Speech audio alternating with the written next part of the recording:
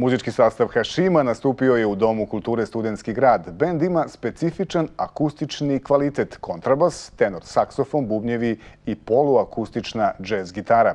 4 različita instrumenta i senzibiliteta pronalaze se u formi ogoljenoj od tradicionalnih stilskih obeležja sa sadržajem inspirisanim dalekim napuštenim ostrvom u Japanu, Hašimom.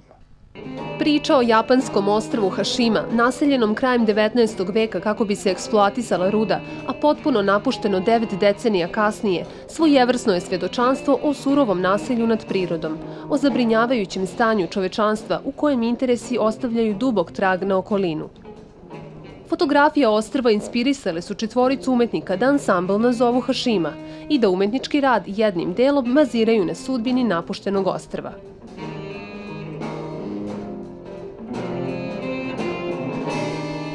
Prosto mislim da smo nekad, naročito mi u Evropi, previše malo ušuškani u neke vrednosti koje imamo, da možda nismo ni svesni nekog stanja koje je oko nas. I da i naši životi su dosta ovako komforni, dok sa druge strane mislim da je realnost ipak nešto mnogo drugačije. Po principu slobodne, kako kažu, netipične džez improvizacije zasnovane na autorskim i poznatim muzičkim temama, kvartet ostvaruje zanimljivu mešavinu stilova.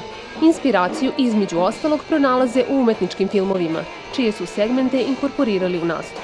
Ostrvo Hašima je motiv koji povezuje zvučno i vizuelno.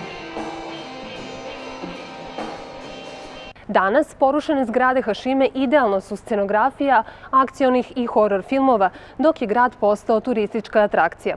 Čovek se vratio na ostrvo, ironično i ovog puta iz sopstvene koristi.